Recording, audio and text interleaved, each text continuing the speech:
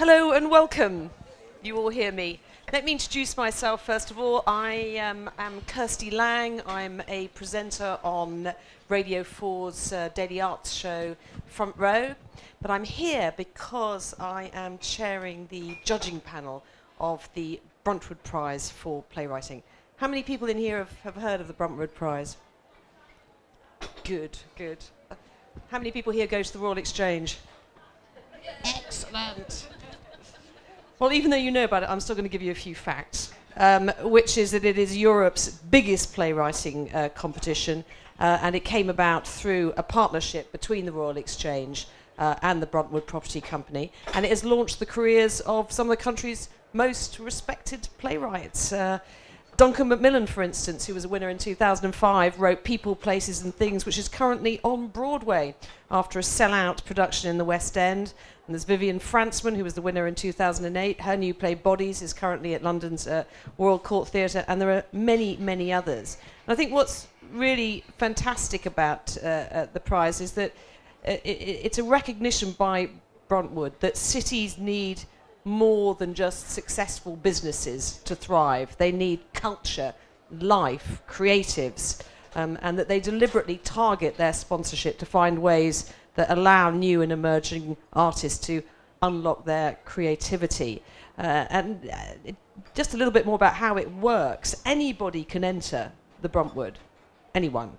You don't need any experience. And your play will then be judged by a panel of industry experts. Since it was founded 12 years ago, 11,000 scripts have been entered. There have been 22 prize-winning writers, 21 winning productions staged in all over the UK and indeed all over the world. I mean, quite a lot of these plays go to Australia and the United States and so on. It's open to anyone over the age of 16, but they must be resident in the British Isles. They don't have to be British, but they must be resident. And all the scripts are judged anonymously, which I think is one of the best things about it. So, I mean, you could be sort of Tom Stoppard, or you could be a 16-year-old girl, and the judges wouldn't know, which is rather wonderful. And we're going to ask two of our winners later to reveal what their pen names were. I knew. And although, let me give you the example of in 2015, Catherine Soper became the 5th overall winner. There are several winners every year. And although she'd been writing plays for about 5 or 6 years, she hadn't had any success in getting them performed. And she worked in a perfume shop on Regent Street. And the Bruntwood Prize enabled her to give up that day job and just concentrate on her writing. Her play Wishlist then premiered at the Royal Exchange, and she got lots and lots of help with developing it and workshopping it, and then it transferred to the Royal Court in London earlier this year. So it takes place every 2 years. The deadline for the submissions for 2017 was in early June, and we've had about 2,000 entries. And 35% of the submissions for the prize, people had never written a play before, which is really fantastic. Okay, now let me introduce my panellists today. We've got 2 winners from 2015. Kendall Fever was the recipient of a Judges Award for her play The Almighty Sometimes, and that's going to be on at the Royal Exchange in February. And there are also plans for it to go to Australia, from whence Kendall comes originally. With James Fritz, and his first full-length play, 4 minutes 12 seconds, was longlisted for the 2013 Bruntwood Prize, and that premiered at the Hampstead Theatre, and he won all sorts of prizes, more prizes for that, like the Olivier Award for Outstanding Achievement. And then he entered again in 2015, and for another play, Parliament Square, and that's going to be performed on October the 18th. Well, it starts, I should say, the run starts on October the 18th, the Royal Exchange, and then it's going to move to London. So there are 2 dates for your diaries for you theatre goers, okay? February and October. Look out for these plays. We're going to hear about them in a minute. And we have, last but not least, Don Warrington, a well-known actor of stage and screen, who's appeared many, many times at the Royal Exchange Theatre, and the title role of King Lear and All My Sons, many others. Don is an associate artist at the theatre, and he is also, along with me, a judge for the 2017 Bruntwood Prize for playwriting. I mean, let me start with you, Don, as if you like, the theatre veteran here on the panel. Why is a prize like this important? It's important for lots of reasons. One, it allows for new voices to come through. The theatre survives on what it produces, and in a way it needs to produce something new all the time. And we need it to reflect the way we live. We need it to reflect how society is. And a very good way of doing that is by having a prize like this that allows people who wouldn't maybe get the opportunity to come forward and get their voice heard. And their voice, and I suppose it tends to be quite young, and their voice tells us what's going on in a world that maybe we're not all plugged into. So it's a chance of seeing how the world is now. I think that's a very I think there's a gardening metaphor we could go for here. There is Couldn't one. we? We're planting seeds. You two are seedlings. The Bruntwood Prize is going to sow 1,000 flowers which are going to bloom. And John, why is it important that it's in Manchester, that it comes out of Manchester? Because Manchester is a fantastic city. I've been coming to Manchester now for the last 4 years to work at the Exchange, and every time I come up here, there's such a buzz about Manchester. There's something going on here, and so therefore it's important that a local business looks to the community, the local community, to produce a voice that says something about Manchester and consequently says something about the entire country. It's very important that we get people that come from, the roots are here, so we need to see the flowers if we're going to go on with this this gardening metaphor. So we need to see it flower, and I think that's vital, because it says something specific about where we are, and also more generally about how we live. James, I mean, you've entered twice to the Bruntwood Prize and twice won something. What difference did it make to you? I mean, tell us what you were doing beforehand. What was your day job? Oh, I was a really terrible barman for many years, I think, and yeah, I had been doing that to pay the bills mostly, with a bit of other stuff around it. And yeah, weirdly, the first time where I didn't win but I got longlisted was actually almost more important, I think, because at the time, I didn't really know whether or not it was something worth pursuing. I didn't really know whether or not I was any good at it. The play, I'd shown it to a few people and it got a bit of interest, but no one really biting. And what that long list did, because everyone in the top 100, I think, gets given feedback after submitting.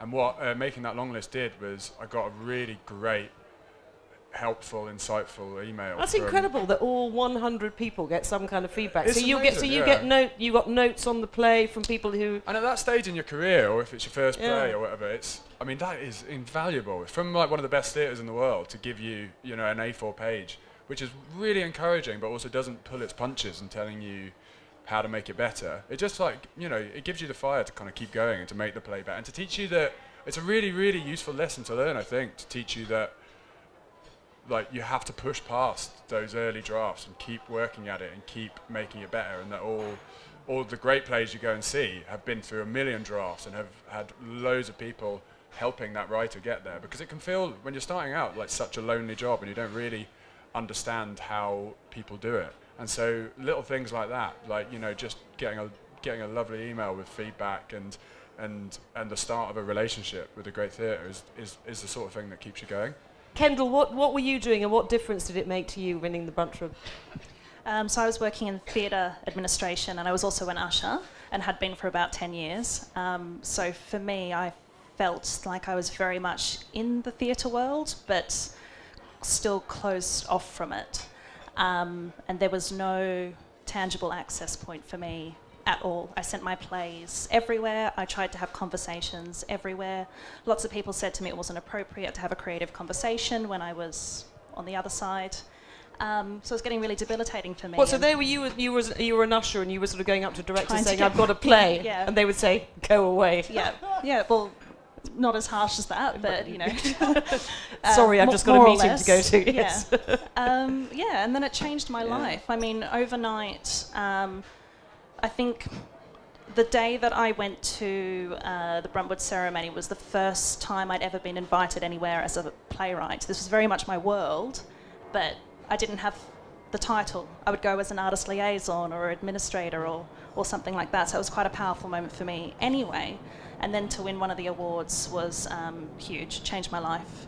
I was able to I think you said to me it was a shift to the other confidence side. thing, that suddenly you could say to people, I am a playwright. Yeah, I mean, I would still get the rejections. You still send your play off and they'd still go, no, sorry, we don't have time to chat. But I'd just send another email and go, no, let's have a chat. So I needed to have that psychological shift, I think, where I went, I'm a playwright, I'm doing this, I will find a way. How old were you when you first decided you wanted to write plays? 16. 16. Yeah, which is a weird choice for an Australian in a country town. It's not an expected choice. So the only theatre I saw was once a year I would go 2 hours up to Sydney and you'd see whatever international musical had made it to Sydney. And that's not to say Australia is a cultural abyss. It's not. Incredible things come out of Australia, but it's just that when you have to travel so far, there was only like one type of cultural product that you would get to see. So then I came over here and it was this incredible cultural mecca. I think the first billboard I saw when I got off the plane was for a theatre show. It wasn't even a musical, it was a theatre show. And I went, what is this crazy place where people think plays are worthy of large-scale advertising? Okay, so let's talk through the process. So you win, and then you can call yourself a playwright, and I think you said you got an agent after that, didn't you, Catherine? Then you know it's going to be, well, you hope, it's not guaranteed, but you hope it's going to be performed at the Royal Exchange. So James, why don't you talk us through what's happening with Parliament Square, which, as I said, which is going on at the Royal Exchange in October. But what's the process involved in getting it on stage? Yeah, it's funny. So when you go to that ceremony and you get your prize and it's all very exciting, and you're like, oh yes, great, I've got a play, this is great, and then you go in for a meeting and they're like, well, no, so you don't have a play yet, you just there's a lot of work to do, and so yeah, since 2015, I've spent the last couple of years working with Suzanne Bell, the literary manager, and the director of the show, Jude Christian, on interrogating the play and rewriting it. How many times have they made you rewrite it? Oh, I think I've lost count. Yeah, but I mean, it's been on they've taken me on an incredible journey with it, because the play was a very early draft that I sent in. Just tell us quickly what it's about. Oh yeah, sure. So it's a sort of big 3-act play in 3 very separate acts. It's about a woman who wakes up one morning and leaves behind her husband and her young daughter, and travels to London, to Parliament Square, and commits an act of political protest. And so the first act is kind of looking at that instinct and that and the process of her doing that, and the rest of the play is about the fallout, the consequences. The consequences and what it means to her family, and why she did it, and and it's. Don't tell us what happens. I won't, because you have to come and see it. You have to go on and the see 18th it. Yeah. of October. But now, what was your pen name? Because when you had to enter it anonymously. Penelope Pitstop. And I think all the judges thought that you were a woman. Yeah, that's what I've been told. I think there's a straight. I think because it had a female character. The main character's a woman, yeah, and I chose this stupid pen name that I think everyone. I mean, that's the wonderful thing I think about the anonymous process, is it shows that these biases that we all have about what a woman writes and what a man writes are kind of nonsense, really, and are all sort of programmed into us. And actually, Because I mean, if you're writing fiction, why shouldn't you imagine what a middle-aged woman would do? Yeah, exactly. Yeah, and the same goes vice versa. You know, it's not just because someone's of a different gender doesn't mean you can't find empathy for them. I've never really understood that. You know, the men only write. You know, and we do have such a prevalence of strong male parts in the theatre, and there's so many less parts for great female actors, and that's, I think, because we still associate these biases with the writing process, and it's something I think hopefully that people are starting to correct now. But yeah, it's interesting that happened. And Kendall, tell us what was your pen name? It wasn't exciting. I just picked another girl's name, Emmy Lewis. Yeah. But I believe the judges thought that you. They thought I was a 50-year-old American male, and it prolonged the judging process quite significantly, I was told. And let's talk about your play. What's the subject of it? Why did they think that you were a 50-year-old American man? Because the writing was just so good and mature and obviously. Philip Roth. Yeah. He's 80, isn't he? Anyway. So my play is about a girl who was medicated quite young for a range of mood and behavioural disorders, and she reaches the age of medical consent and decides to come off her medication. And this so that's what, 18, is it? Or it's 16 in 16. the UK, yeah.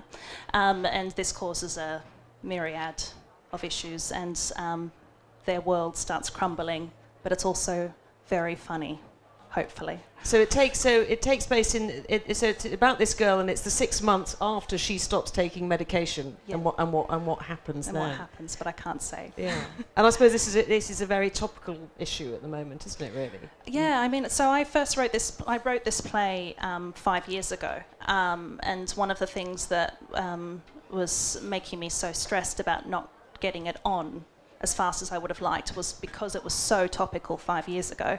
And then actually what we've realised is that every day in the newspapers in the UK there are more and more articles about this same topic. A generation of young people coming of age on medication. My generation, Gen Y, was the first.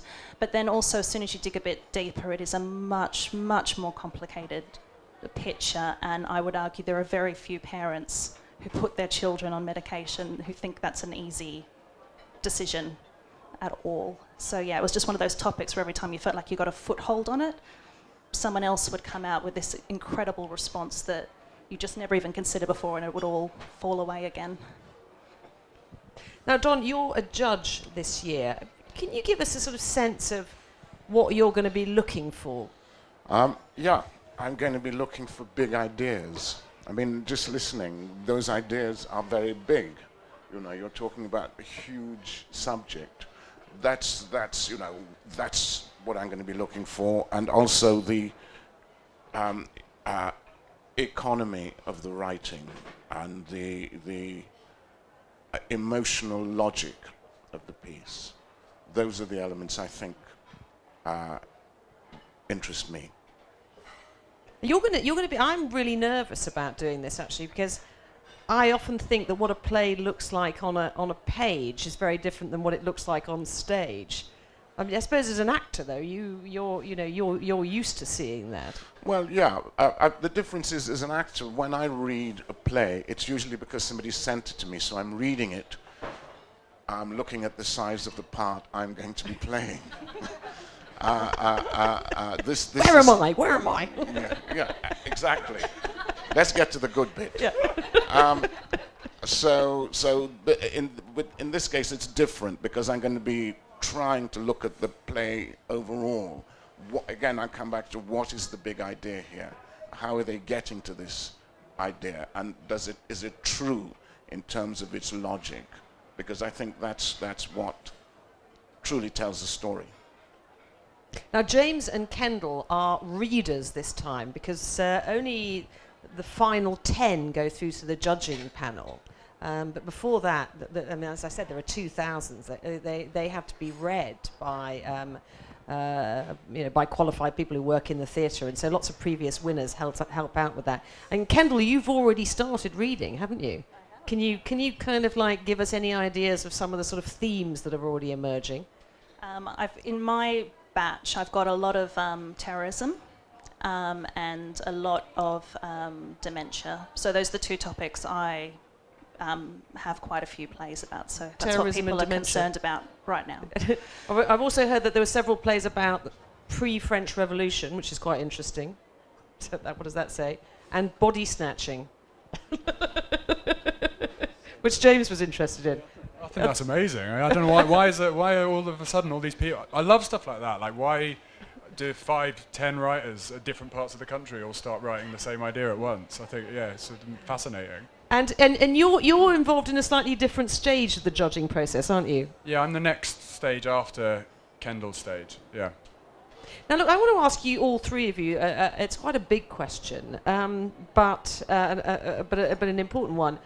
Why do we need new writing? I mean, there are loads of plays out there, and they can be updated and made more relevant. Why do we need all these new ones? I mean, I think any art form which is trying to reflect the world back to its audiences needs new growth and needs new voices coming through. And that's not to say that we shouldn't be, putting on those old plays and making them new for the times we live in now. That's one of the most wonderful things about theatre, is that plays can be done again and again and again and mean different things every time that they're done. But if you don't have those new texts appearing and those new writers emerging, I think there's a danger that everything can get stale, and there's nothing for audiences to get excited about and to learn something new about. And so I think prizes like this that potentially find those new voices, and maybe people that wouldn't have made it to big stages like that, are incredible, because what a wonderful gift for all those people sitting in that theatre to see something brand new and something that has never been seen before and is being made sort of just for them. And so, yeah. And why did you first want to write a play? Why not I don't know, a book, or make a film, or why a play? I mean, I think the thing that I love most about it is how collaborative it is, and how my job is only 5%, if that, of the overall thing. And that every step along the way, there are people, helping me redraft it. Once you get into rehearsals, there are directorial choices, design choices, and then every night on stage, there are a million different acting choices. And you can never, because it's such an ephemeral thing, it happens in the moment and then it's gone. Every single night is a totally new experience, and that's the thing that I love most, is seeing those differences and seeing two different audience members interpret the same piece of work in totally different ways, because they've had totally different experiences and days leading up to that moment where they're in that theatre. It's just as a writer, I love seeing my work taken on by other people and made into something completely unexpected and something that I could never have dreamed of. So I think that's why it's the medium that I like writing for most, I think. And Don, why do we need new plays? I mean, there's lots of good ones out there already. Yeah, I suppose one can talk about fertilization as we're here. And that's what the new does. It gives us a view of the past, really, and also very simply, the world changes all the time. The next second's different to this one. Something else has happened, and there are people out there who experience that and want to tell us what that change is. And that's the point. And we need to know what that change is if we're going to, function as a society. We need to know what's going on, and we need to understand the vision of new people. And I think it's vital, really, to keep society evolving, and it's vital that we stay abreast of these things. I think that's without, and that's where theatre is very important. And also, of course, the nature of a play is such that it is really a skeleton, and that's what makes it a play as opposed to a novel or anything else. and we all come together. Even as an audience, we all put flesh on the bone, because you go, you watch it, you see it from your point of view, and you learn what you learn.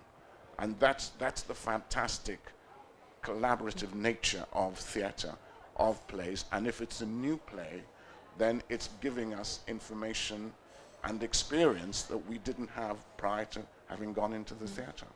And that's great. I mean, it's interesting because there's been a real growth in the popularity of new writing, if you look at the statistics over the last few years. And I'm kind of wondering whether it's because we live in such a volatile, uncertain world, and that people are drawn to the theatre because we're all looking for answers, aren't we? What the hell is going on? Yeah, well, that, but also, the theatres are very, and that's where I suppose somewhere like the Royal Exchange is great.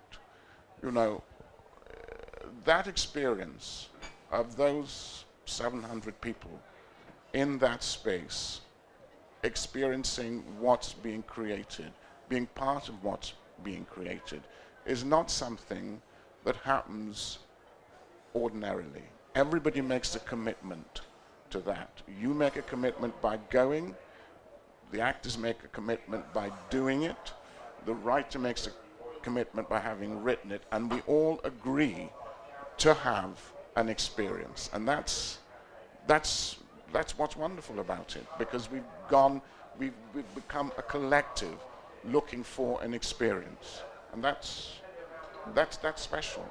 The Royal Exchange is clearly very special to you. What is it about that theatre, from the point of view of an actor, that you like so much? I think the space is unique.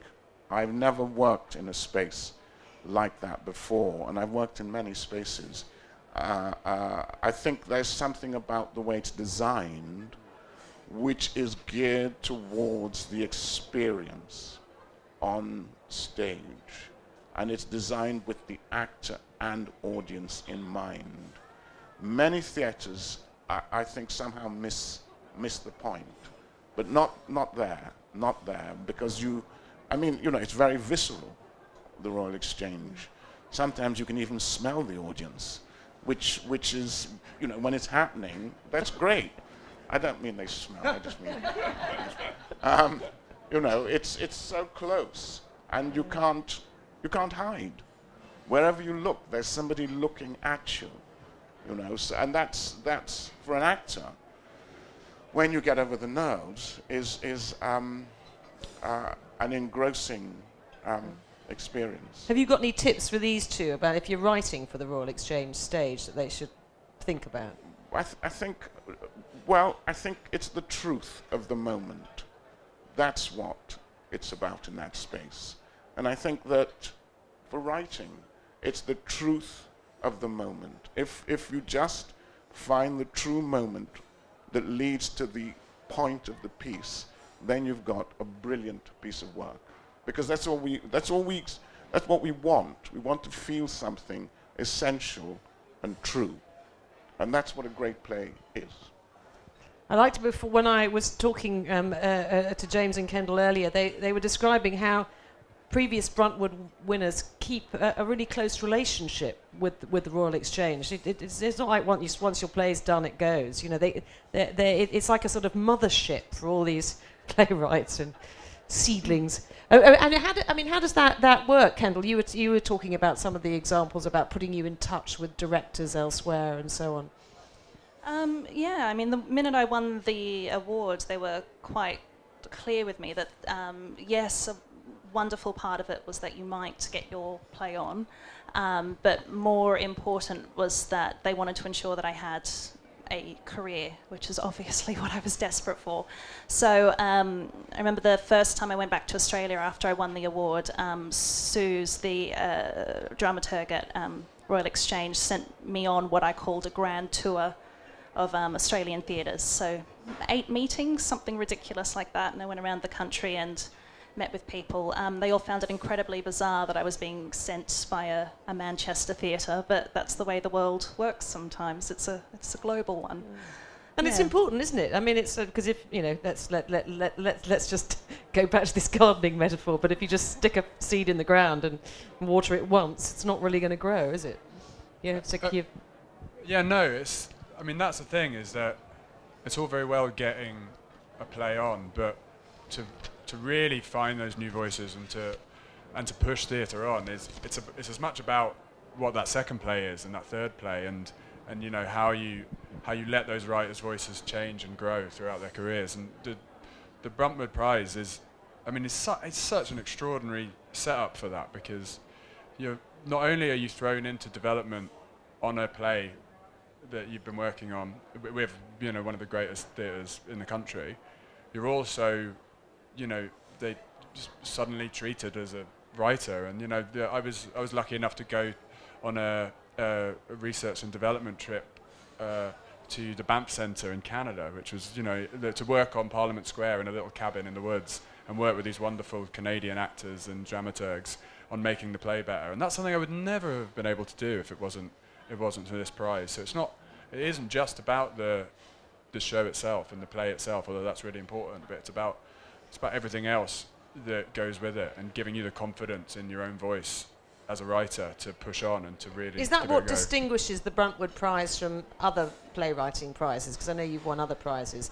That continuity, that sense of belonging to... I think so, yeah. Early in my career, I was a runner-up in a similar sort of prize, and while that was great and really exciting, I kind of thought, oh, that's it, I've done it now, and then was possibly even more deflated when you know, nothing came of it, and I never, you know, my email stopped, you know, I wouldn't get replies and things like that, because it is, you know, the prize is one thing, and it is very nice to be able to put that on your CV, but it's kind of meaningless. You know, it's a business built on collaboration and relationships to spaces as well, and so to have such a strong connection with such an incredible building is and to meet directors and actors. Yeah, you know, I was partnered 6 months or so after the prize with an incredible young director, and we've now been working on the play together for about 18 months, and it feels as much hers as it is mine, I think, and I can't wait to make it with her, because that, you know, that relationship's been there right from the beginning, and like, yeah, it's a wonderful thing to have. Now, Kendall, I mentioned that you're reading through plays. I want to come back to you on why you think new writing is important, but also can you tell me, when you're going through these plays, what are you looking for? I think the simplest answer to that very big question is that without new writing, what we do have is a canon which is predominantly dead white men, and the world, at a really basic level, is 51% female. So I think that is a strong enough reason in itself to have new writing come through, also of different colours, of course. Then what was the second part of that? And what are you looking for? It's a play that doesn't necessarily have to be finished. I like the idea that someone has something really urgent and pressing to say, away with words. They don't have to have come through a MA and have learnt craft already, but that there's something there. And I suspect that once they've gone on that 2-year journey that James and myself have gone on, there will be a performable script at the end of it. So it's really potential, I think. I mean, can you... is it something that you can... Obviously, it's a craft that you learn playwriting, and does it feel like that? Does it feel like you need to know, you know, how to put the scaffolding up, if you like, or is it something you can just make up as you go along? I mean, I don't think it's something you can make up as you go along. I think there are infinite different ways of doing it, but there are also, it does require a kind of a care and a thought and an attention to the way you're telling a story, and you know, it's like Don was saying, a thought about the audience as well, and about how you're communicating information to the audience. And those are things, you know, a lot of those things do come with practice and with putting the time in, but they also can be learned. And the thing that can't, I think, is having a unique voice and having a unique way of telling a story which maybe no one else in the world would be able to do. And I think that's the thing I'm going to be keeping an eye out for when it gets around to my turn of reading as well, is the stuff that yeah, as Kendall says, might feel very raw, but is exciting and is something I haven't seen before, and will, because Something that surprises you. yeah, because the Royal Exchange are great. They're going to help whoever it is in getting that play to where it needs to be. So yeah, so the important thing is if I pick it up and I read it and it excites me and I want to see it happen, I want to see it on a great stage and be excited as an audience member. It's quite a selfish thing reading these things, really, because I get to sort of try and pick a new experience for me sometime in the future. So yeah, that's sort of what I'm looking for, really. Now, have you got any questions for my panel? Have you got any questions from the floor? Playwriting questions.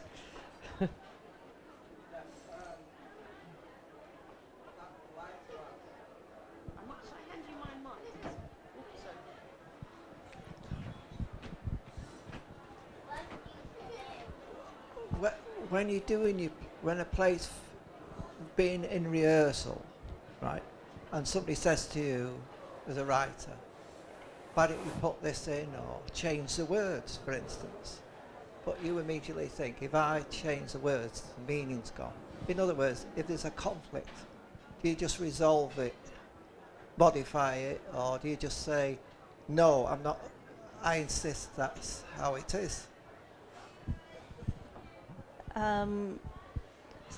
This is very much part of the process. I'm just looking at my dramaturg over there in the corner. So this is what happens, that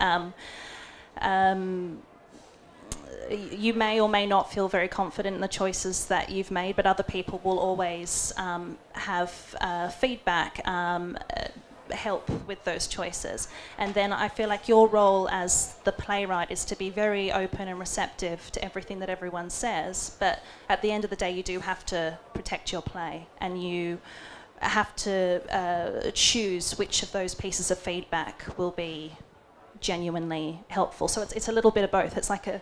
It's a tug of war in the nicest possible sense. So Don, this must have happened to you. You've been in the rehearsal room, piece of new writing, and you would say as an actor, I'm not sure my character would say this, and the playwright goes, yeah? Yeah, again, I think, it's a difficult one because there's some writers who won't have a word changed because they've spent hours finding that word. Then your job as an actor is to find a way of doing it so that it satisfies both you and the writer. And there are other writers who are much more flexible. It's the nature of working. Sometimes a play is presented to you, this is the play, do it. Or, particularly with new plays, the writer is learning as much as the actor. So together, you begin to discover what I call the emotional logic of the piece. And actors can hit something and go, well, emotionally, it just doesn't do it. So that's the problem that you have, and together you solve it. I don't ever think it's as simple as people going, change the words. I think it's about an internal process which the writer, being in rehearsal, will be aware of. And sometimes writers sit there and they hear their words said by somebody else and they go, well, he doesn't need to say that. Because I've already felt that. So it's a dynamic process, particularly with new work. I interviewed Tom Stoppard on his 80th birthday for Radio 4, and one of the things that I asked him this question, and he said, I used to, when I was younger, sort of, the text was king, hated anybody fiddling with the words, and he goes, and as I've got older, I'm now much more relaxed about it. He said, because when I'm in a workshop and I see an actor do my words, sometimes it coming out of the mouth of different actors, it changes, and so he's become much more relaxed about it, which was quite interesting. But he used to be quite defensive when he was younger, so maybe it's I can tell that Kendall doesn't like the idea of her words being changed. No. I completely agree with you. The minute that you get it in a room with actors, actors are the most incredible dramaturgs. You can tell straight away. So I've been sitting with, I can only speak for my particular play, but I've been sitting alone with it for 3 years, really struggling with some what felt to me like insurmountable problems. You get it in a room, give it to some amazing actors, and immediately you can tell what's wrong with it. And they help you through that process. That must be an incredible feeling, seeing your words come out of somebody else's mouth. That's just sort of... Yeah, it goes from being this literary thing to the alive thing you'd always hoped it would be. It is genuinely incredible. I mean, it's extraordinary because when you think about it, a new play, nobody has ever said those words in that order before. That's an extraordinary... You know, when we think about classics, what we forget is that those plays have been honed over the years to arrive at where they become a classic. It wasn't that, you know, there was work done, and that's the process with new plays.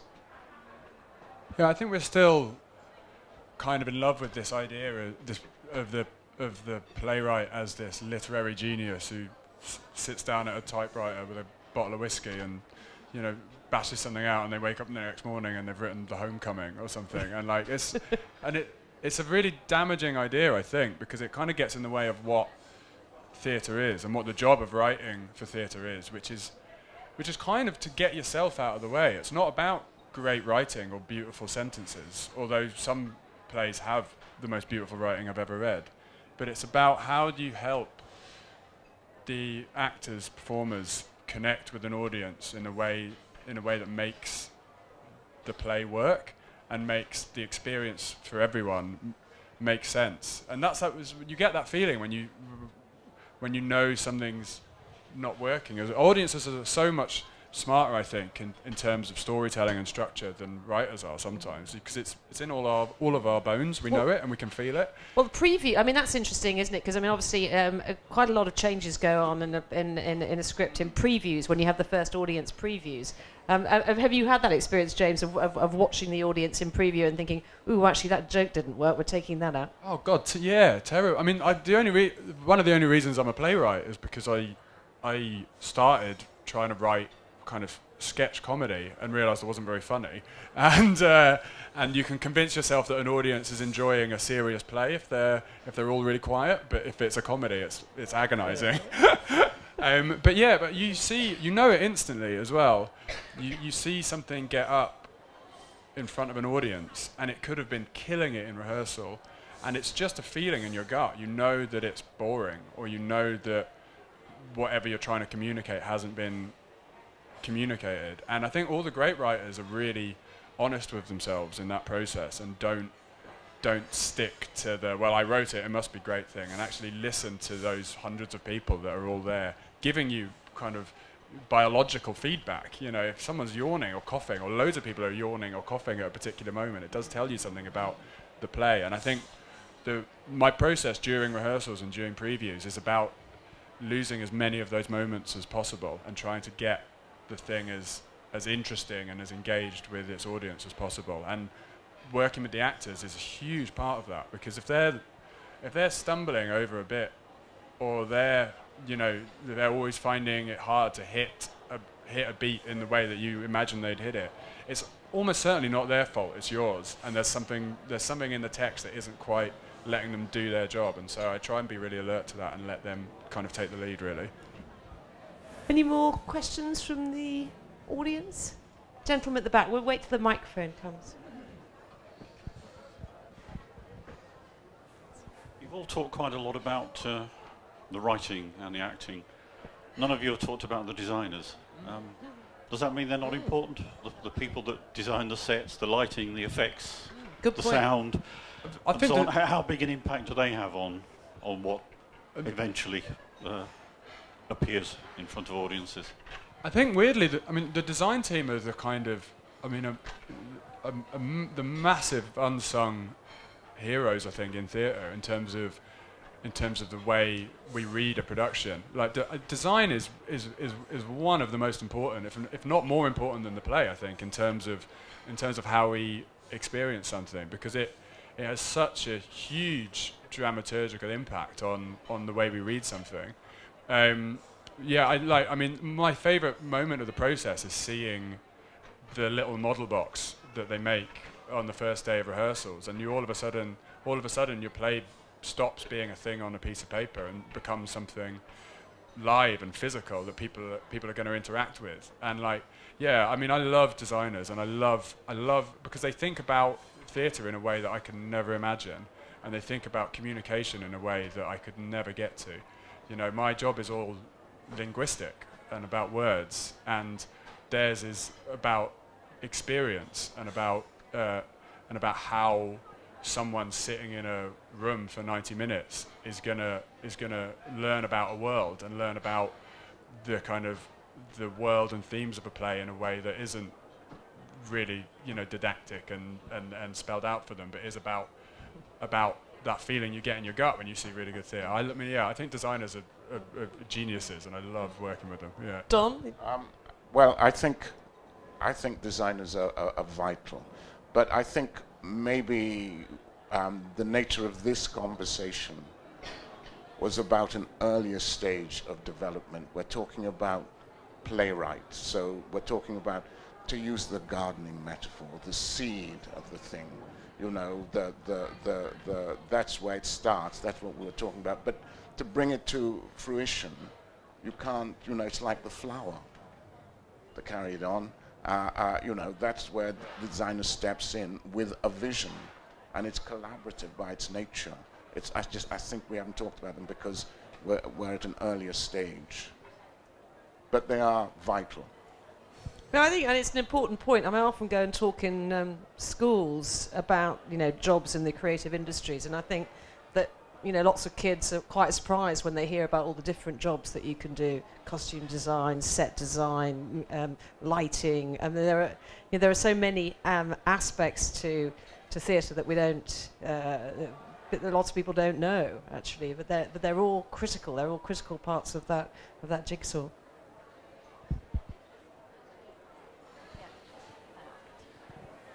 Thanks very much for a wonderful presentation so far. I'm not knowledgeable about the theatre, but I've had an incredible amount of fantastic experiences at the Royal Exchange, for instance, over my life. And I cannot believe that people put so much effort in just for that small audience that night compared to film, which I get relatively very little from. But just like the actors can interact with the script, one of the plays that I saw at the Royal Exchange was an Inspector Calls, and I've seen it in Atlanta at the Fox Theatre, which is a great theatre there, and it went down like a lead balloon. Brilliant stage set brought from London, but the only thing I could think of is something about the audience there just weren't geared to the kind of society messages it was giving. Do you have to alter a play for the location and the audience? Don? Well, I'm a purist. I think not. I think that if your vision is strong enough, it will get across, really. I think it punches through the kind of, you know, the societal wall, as it were, and it gets to the heart of the people watching. So I don't think so. I mean, I can watch something, I don't know, from that comes from the most remote part of the world, and if it's true, I get it. And I think audiences do. It may be that they react in a different way to how you imagine them reacting, and I don't know whether you spoke to them afterwards and asked them what their experience was, but you might be surprised. But that is the uniqueness of theatre, isn't it? That every single night is different, utterly different, because of the people in the room. We've got time for one more question. Thank you. The way you explained theatre before was just brilliant. It was a real light bulb moment for me. I've got a 19-year-old who has been in love with theatre for years and years and years. So to hear you explaining that it's about the culture and new writers is about finding out where their heads are, because they're, you know, in the thick of it, really. They're the, like you say, the young seeds. So for my 19-year-old, it's great. She's very into drama, but she's discovering playwriting now. So she's trying to find her adventure, as it were, into the world of theatre. So would you recommend courses specifically for playwriting, or is there something that incorporates it, or for someone like that, where could she look? Where would you find stuff? Kendall? Each to their own. I did a master's in playwriting, and again, I can only speak to my experience, but I learnt far more from seeing a ridiculous amount of theatre, and especially reading everything I could get my hands on. Was a much more thorough education. However, the argument on the other side is that there's something to be said for when you do a degree in playwriting, it allows you to carve out that time for yourself, where you go for 3 years or for 1 year, this is what I'm doing, this is who I am, which is, I think, really difficult to do in any other aspect. If you have a full-time job, for example, it would take a lot of self-discipline to go, this day I playwright, or this night I playwright. There are also things like the National Youth Theatre, so you don't actually have to go and study for 3 years or whatever. There are lots of things like that, aren't there, James? That you can The NYT are great and take kids from all across the country, and you can learn as much, I think, about playwriting by doing all the other things as well. Because you start learning slowly who your play's actually for and who's going to be the people that help you make it, and how best to help them. But there's also, I think, theatres up and down the country all have young writing courses and programs, and and things that help. Like I think the big MAs and the big drama degrees are good. I think everybody has a very different experience of them, so it's difficult to say whether or not it's the right thing.